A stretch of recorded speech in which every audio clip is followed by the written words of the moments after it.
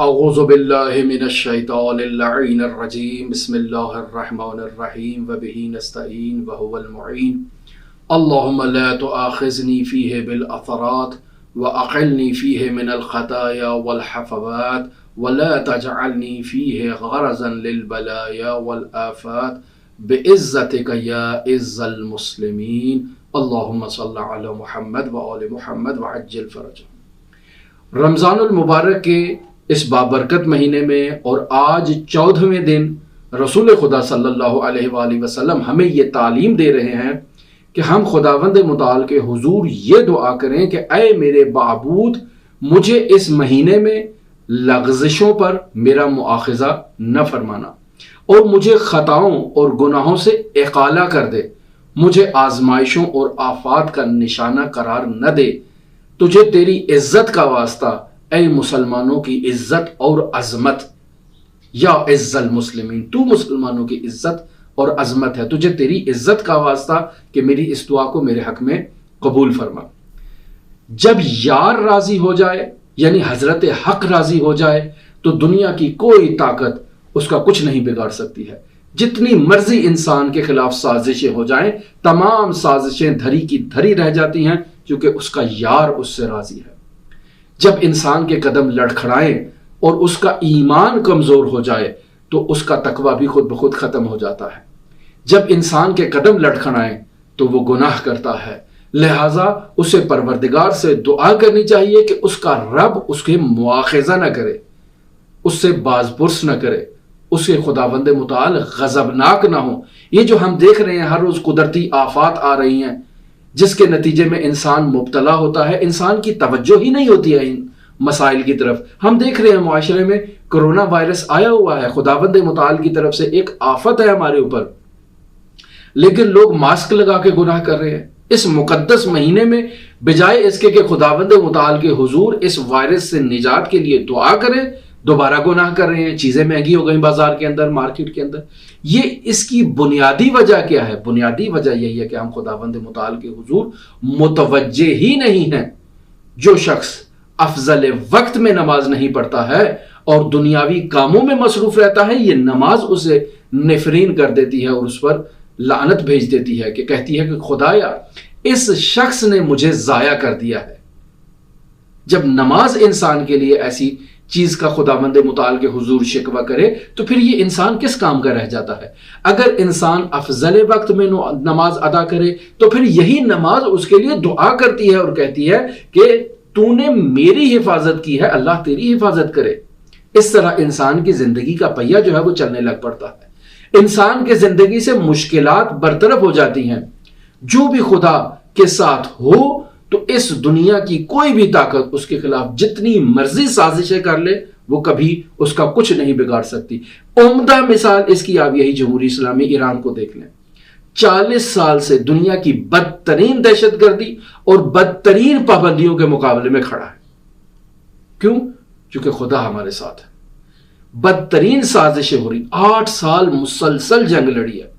ایک طرف عراق تھا جس کے پیچھے دنیا کی تمام طاقتیں تھیں جو اس کو سپورٹ کر رہی تھی، اسے اسلحہ دے رہی تھی، اسے پیسہ دے رہی تھی، اس کی تمام رہنمائی کر رہی تھی کہ کیسے حملہ کیا جائے، لیکن 8 سال خداوند متعال کی جو ہے اس پر توکل کیے ہوئے، خداوند متعال کی ذات پر بھروسہ کیے ہوئے ڈٹ کر مقابلہ کیا اور آج تک تمام پابندیوں کا ڈٹ کر مقابلہ کر رہا ہے۔ کیوں؟ چونکہ رحمانی طاقت اس کے پیچھے ہے اور الہی طاقت اس کے پیچھے ہے اور کچھ بھی نہیں بگاڑ سکی دنیا کی کوئی طاقت۔ آپ مشاہدہ کر لیں، یہاں تشریف لائیں اور آ کر دیکھ لیں یہاں کی پیش رفت اور ترقی کا آپ دنیا کے ترقی یافتہ ممالک کے ساتھ مقایسہ اور موازنہ کریں اور پھر بعد میں آپ کو یقین ہو جائے گا کہ خداوند متعال جس کے ساتھ ہو، خداوند متعال ہی اس کے لیے کافی ہوتا ہے۔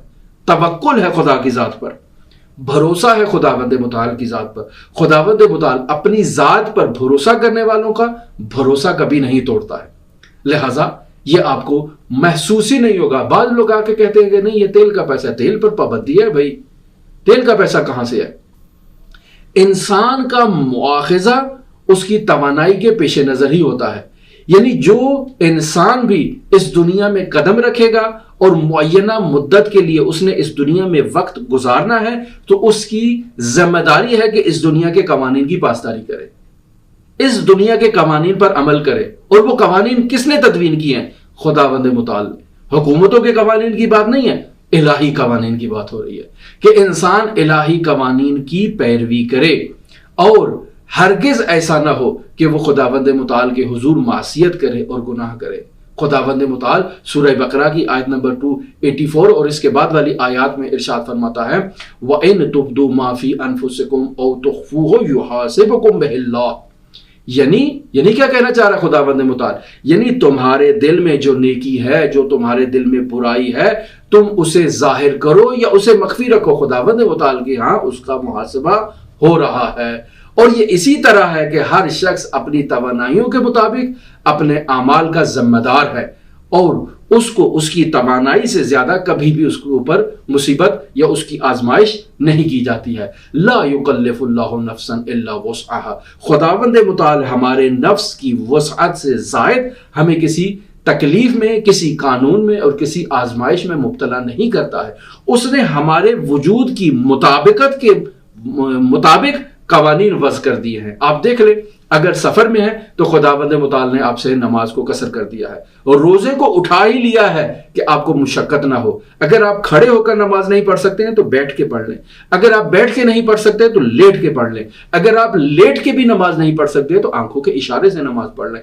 خداوند متعال نے اپنے قوانین میں نرمی کر دی ہے تاکہ آپ کسی مشکل اور مشقت میں مبتلا نہ ہوں. لہٰذا ہم خداوند متعال سے یہ دعا کرتے ہیں کہ ہمیں عمر بھر کی تمام جو لغزشیں ہیں، جو خطائیں ہیں، ہم نے جو خطائیں کی ہیں، ان خطاؤں پر ہمارا مؤاخذہ نہ کرنا. اے میری ذات، اے میرے پروردگار، ربنا لا تؤاخذنا ان نسینا او اخطأنا. اے میرے پروردگار، ہم نے بھول چوک میں جو کچھ بھی کر لیا، ہمیں اس سے مؤاخذہ نہ فرمانا.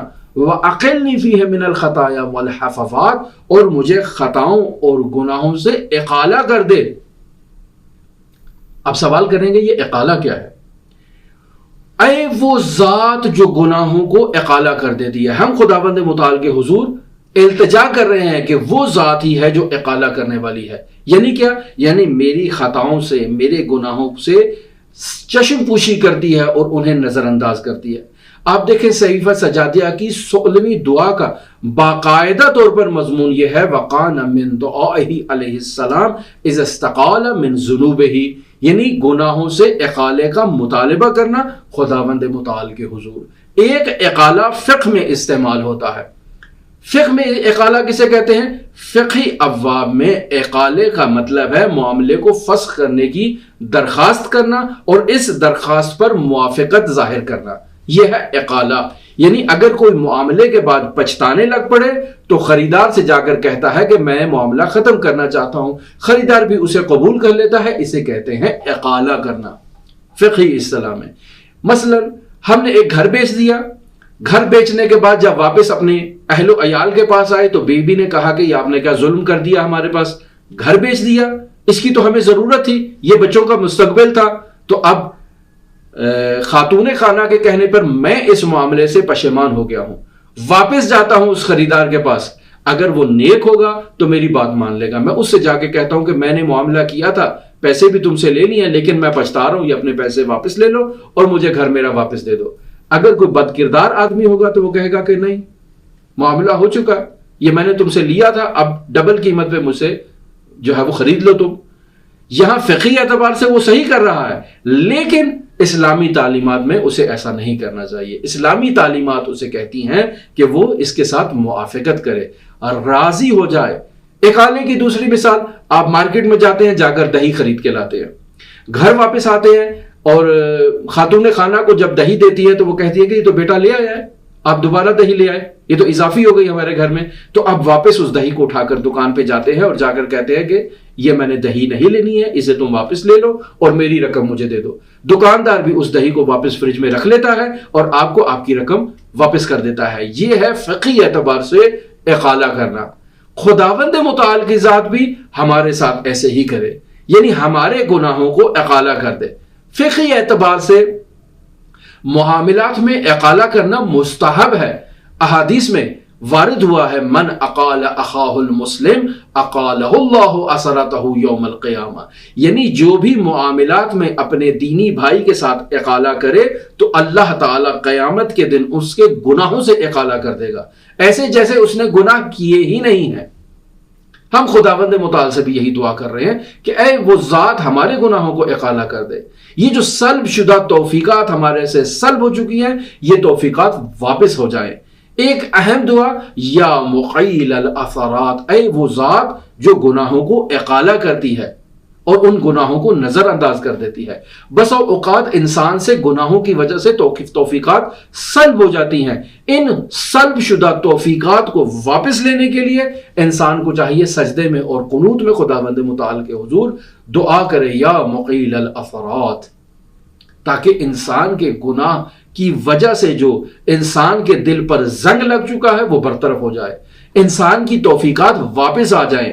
یہاں پر بھی اقالہ، اس دعا میں بھی اقالے کا لفظ استعمال ہوا ہے۔ اگر آپ چاہتے ہیں کہ آپ کے گناہ اقالہ ہو جائیں تو ہمیں امام سجاد علیہ آلاف التحیت والثنا سے سیکھنا ہوگا۔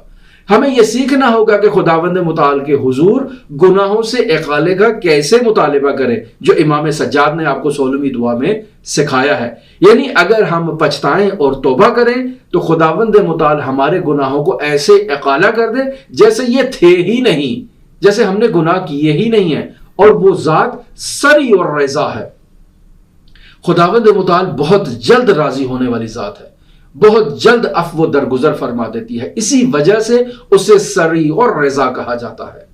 قرآن مجید میں اپنے بندوں کو خداوند متعال نے رحمت اور مغفرت کی طرف دعوت دی ہے، وَسَارِعُوا إِلَى الْمَغْفِرَةِ مِنْ رَبِّكُمْ وَجَنَّاتٍ عَرْضُهَا السَّمَاوَاتُ وَالْأَرْضُ، یعنی اپنے پروردگار کی مغفرت کی طرف تیزی سے بڑھو، سرعت اختیار کرو اور تیزی سے جنت کے باغ کی طرف بڑھو، ایسا باغ جس کا عرض آسمان و زمین جتنا ہے، تیزی سے ایسے باغات کی طرف بڑھو۔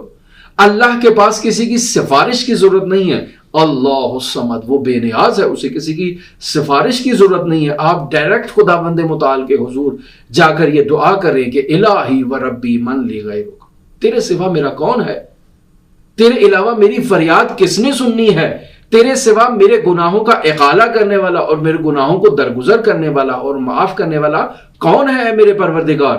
وَمَن يَغْفِرُ الذُّنُوبَ إِلَّا اللَّهُ، آل عمران 135 میں خداوند متعال ارشاد فرما رہا ہے کہ تیرے گناہوں کو، میرے علاوہ تیرے گناہوں کو معاف کرنے والا کون ہے، کون معاف کرے گا؟ اور مجھے اپنی پناہ میں لے لے اے میرے پروردگار، آج کے دن مجھے معاف کر دے، میرے تمام گناہوں سے، میرے تمام خطاؤں سے مجھے معاف کر دے۔ وَلَا تَجْعَلْنِي فِيهِ غَرَضًا لِلْبَلَايَا وَالْآفَاتِ، مجھے آزمائشوں اور آفات کا نشانہ مت بنا۔ انسان پر جو مصیبتیں نازل ہوتی ہیں اس کی وجہ اس کے گناہ ہے۔ خدایا مجھے آزمائشوں میں مبتلا نہ کرنا، یہ سیلاب کا آنا ایک آزمائش ہے، یہ زمین کا سمٹ جانا ایک آزمائش ہے، یہ کرونا وائرس کا آنا ایک آزمائش ہے۔ یہ آپ دیکھتے ہیں کہ انسان کے گھروں کی چھتوں کے اوپر سے جہاز گزر رہا ہے اور اچانک وہاں پر گر جاتا ہے اور آبادی پوری کی پوری اس جہاز کی آفت میں کی لپیٹ میں آ جاتی ہے۔ یہ خداوند متعال کی آزمائش ہے کہ جہاز گرا، اس میں فنی خرابی ہو گئی، پوری آبادی پر گرا اور آبادی کو اپنے ساتھ اور اپنی آتش میں لپیٹ کر لے گیا۔ کیوں؟ چونکہ یہ گناہ، یہ آزمائش ہے خداوند متعال کی، جس کے نتیجے میں، ان گناہوں کے نتیجے میں خداوند متعال نے اسے آزمائش میں مبتلا کیا ہے۔ سورہ شعراء آیت نمبر 30 میں ارشاد فرماتا ہے وَمَا أَصَابَكُم مِّن مُّصِيبَةٍ فَبِمَا كَسَبَتْ أَيْدِيكُم، یعنی تم پر جو مصیبت نازل ہوتی ہے وہ تمہارے اعمال کا نتیجہ ہے۔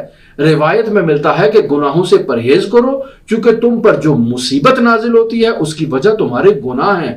تمہارا رزق کم ہو رہا ہے یعنی تمہارے گناہ ہیں، تمہاری دوسری مشکلات ہیں تو یعنی تمہارے گناہ ہیں، یہاں تک کہ اگر تمہارے بدن پر ذرہ بھر بھی کوئی خراش آ رہی ہے تو اس خراش کی وجہ بھی تمہارے گناہ ہیں۔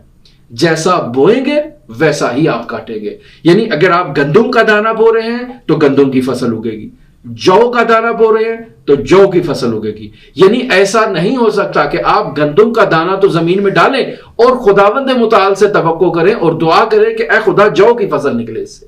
گندم سے گندم اور جو سے جو کی فصل ہی نکل سکتی ہے۔ آپ جتنی بھی راز و نیاز کریں، جتنی بھی دعائیں کریں، خداوند متعال کے مقدرات ایسے ہی ہیں۔ انسان گناہ کرتا ہے اور پھر توقع رکھتا ہے کہ خداوند متعال اس کے ساتھ اچھائی کرے، خداوند متعال اس کے ساتھ نیکی کرے۔ سورہ رعد آیت نمبر 11 میں خداوند متعال ارشاد فرماتا ہے ان اللہ لا یغیر ما بقوم حتی یغیروا ما بانفسہم، بے شک خداوند متعال کسی قوم کی حالت کو تبدیل نہیں کرتا جب تک خود ان میں یہ احساس نہ ہو کہ وہ اپنی حالت کو تبدیل کر لے۔